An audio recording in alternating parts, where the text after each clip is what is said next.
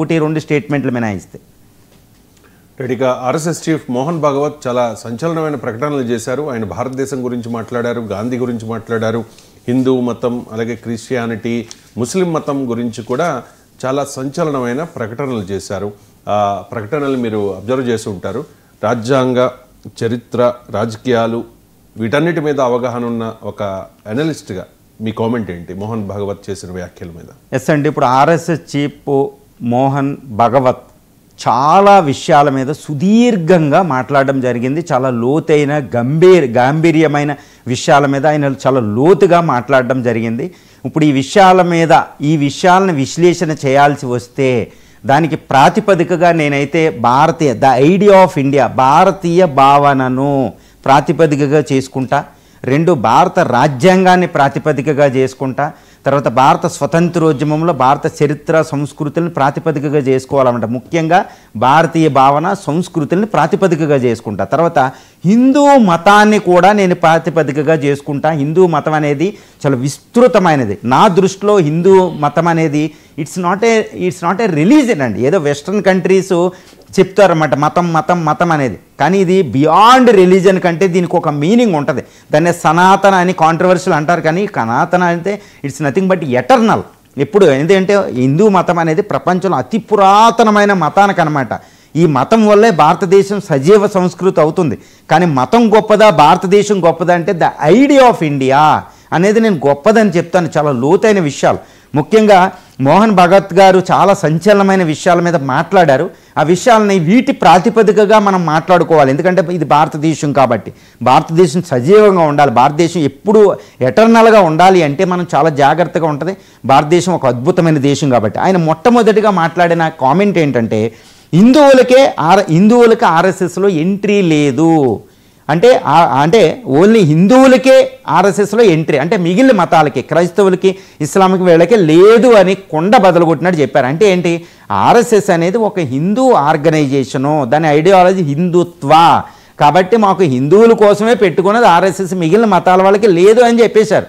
అంటే that is not representing entire country, ఎందుకంటే అది హిందూ మతాన్ని రిప్రజెంట్ చేస్తుంది అని కొండబద్దలు కూడా చెప్పారు. కాబట్టి ఆయన పెట్టుకున్నది అది కాబట్టి దాన్ని మనం కాంట్రవర్షియల్ అనే దాని మీద మనం కామెంట్ చేసేది. హిందూ ఆర్గనైజేషన్ వేరే మతాలకి ఎలా ఉంటుందో అది ఒక కామెంట్.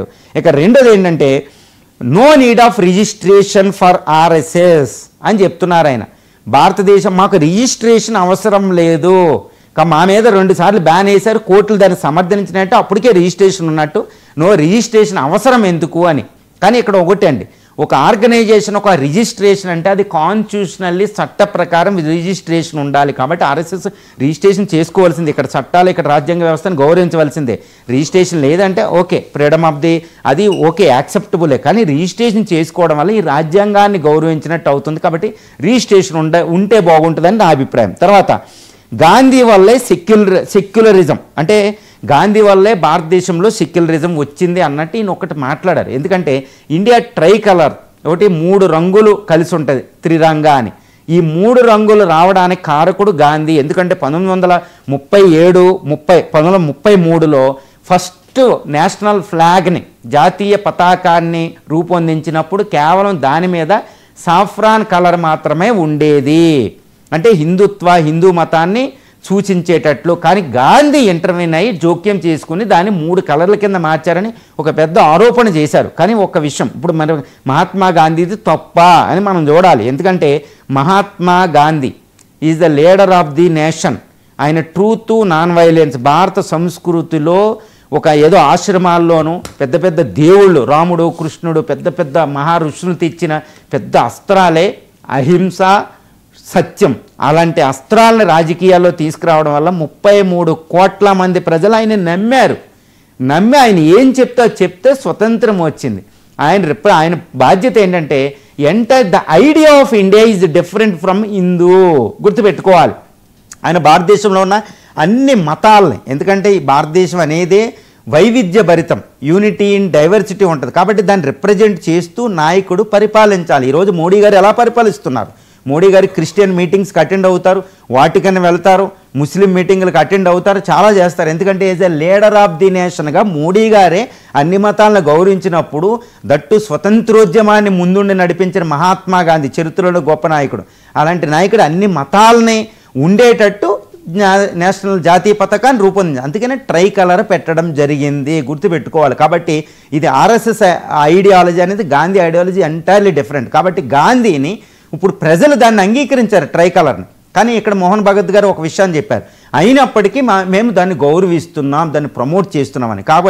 కాకపోతే గాంధీని క్రిటిసైజ్ చేశారు అంటే ఈయన అభిప్రాయం ఏంటంటే గాంధీ తప్పు చేశారు, హిందూ రాజ్యం కింద ప్రకటించలేదు, సెక్యులరిజం రావడానికి కారకుడు గాంధీ అని ఆయన పరోక్షంగా విమర్శించడం జరిగింది.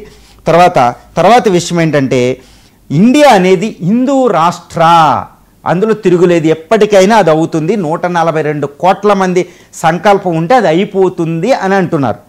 అంటే హిందూ రాష్ట్రం అవ్వడం అనేది ఒక లక్ష్యం ఆర్ఎస్ఎస్కి. కానీ హిందూ రాష్ట్ర అన్నదానికి 142 కోట్ల మంది పాటుపడాలి అని ఆయన సందేశం ఇస్తున్నారు. కానీ 142 కోట్ల మంది అభిప్రాయం హిందూ రాష్ట్ర కింద భారతదేశ చరిత్రలో నేనైతే ఇక్కడ ఒక విషయం చెప్పగలుగుతాను.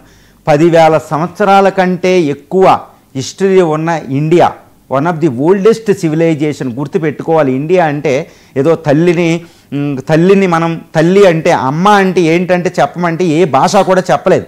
No language is sufficient enough to describe who is mother. అమ్మని ఎలా చెప్పలేము. ఇది భారతదేశం అండి. ఈ భారతదేశాన్ని వర్ణించడానికి నేను సరిపోను, ఏ భాషలో లేవు. కానీ భారతదేశం అంటే ఒక రకంగా సింపుల్గా చెప్పాలంటే one of the oldest civilization, అతి పురాతనమైన సంస్కృతుల్లో ఒకటి. అదే కాదు, నిరాటంకంగా ఉంటూ ఒక సజీవ సంస్కృతి.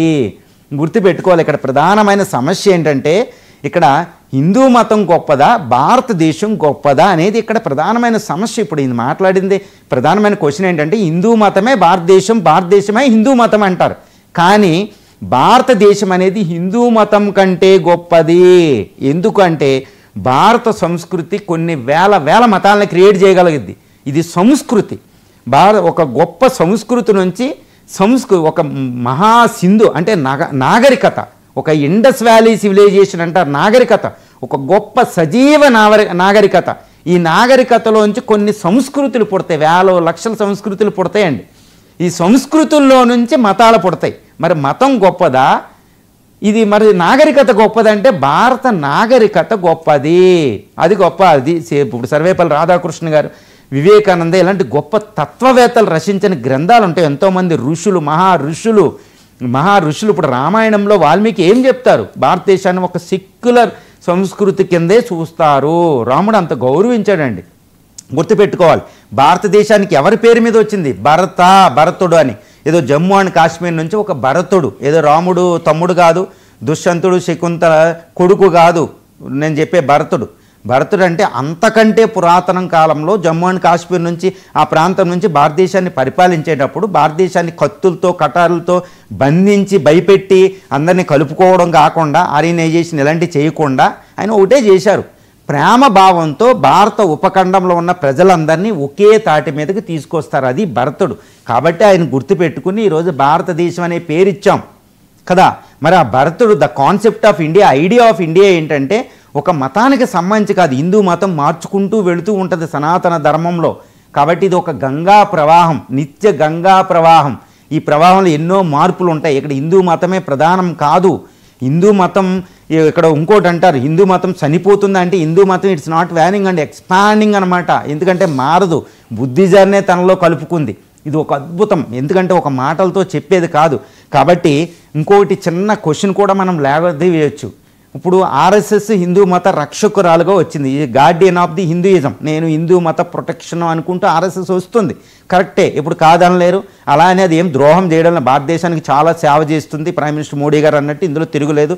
ఎందుకంటే కోట్లాది మంది అక్కడ వాలంటీర్స్ ఉన్నారు, అంత ఈజీగా రారు భారతీయులు, అది ఆర్ఎస్ఎస్ గొప్ప కాంట్రిబ్యూషన్ లేకపోతే. కానీ మరి ఆర్ఎస్ఎస్ 100 సంవత్సరాలు 1925 నుంచి మనం చూస్తున్నాం. మరి 1925కు ముందు 10,000 సంవత్సరాల పాటు హిందూ మతాన్ని ఎవరు ప్రొటెక్ట్ చేశారు? This is the biggest question అండి. అంటే హిందూ మతాన్ని ప్రొటెక్ట్ చేయడానికి ఎవరో రక్షకులు అవసరం లేదు, తనను తానే రక్షించుకునే ఒక అద్భుతమైన శక్తిని కాలానుగుణంగా మార్చుకుంటూ నిత్య యవ్వనంతో ఉండేటట్టు ఒక గంగా నది, ఒక పెరీనియల్ రివర్గా ఈ భారతదేశం ఈ హిందూ మత ధర్మం ఉండగలదు. అదే 1893 సెప్టెంబర్ 17 ఈ తారీఖుల్లో వివేకానంద మాట్లాడిన మాట. హిందూ మతానికి రక్షకులు అవసరం లేదు, సెల్ఫ్ ప్రొటెక్షన్ అందులో ఉంది. ఒక అద్భుతం. అందుకని బ్రిటిష్ వాళ్ళు 1500 సంవత్సరాల పాటు వేరే మతస్థులు ఇక్కడికి వచ్చి మొత్తం భారతదేశాన్ని భౌగోళికంగా ఆర్థికంగా ఆక్యుపై చేసిన, కల్చరల్లీ హిందూ మతాన్ని ఏమీ చేయలేపారు. అందువల్ల బ్రిటిష్ వాడు వెళ్ళేటప్పుడు కూడా 1947లో 80% హిందూస్ ఉన్నారు. కాబట్టి ఇక్కడ ఏదో ఉంది, అంటే ద గ్రేటెస్ట్ ఏదో థింగ్ అనేది ఒకటి ఉంది భారతదేశంలో. అదే హిందూ ధర్మ అవ్వచ్చు, ఇది అవ్వచ్చు. ఇంకోటి ఆయన అంటారు, హిందూ మతం అంటేనే భారతదేశానికి కోర్ ఐడియాలజీ అంటున్నారు ఆయన. కానీ భారతదేశానికి కోర్ ఐడియాలజీ హిందూ మతము అని అవునా కాదా అనడానికి హిందూ మతం కాదండి, హిందూ ధర్మ అనేది నేనంట. హిందూ ధర్మ కోర్ ఐడియాలజీ. అక్కడ మతానికంటే అతీతమైన శక్తులు ఏవో కొన్ని ఉన్నాయి, గుర్తుపెట్టుకోవాలి. అందుకే ఇది ఒక సజీవం, ఒక లౌకికత. అంటే వెస్ట్రన్ కంట్రీస్లో చెప్పినట్టు లౌకికత నిర్ధారించడం ఏంటంటే మనం బియాండ్ ఇట్. We created.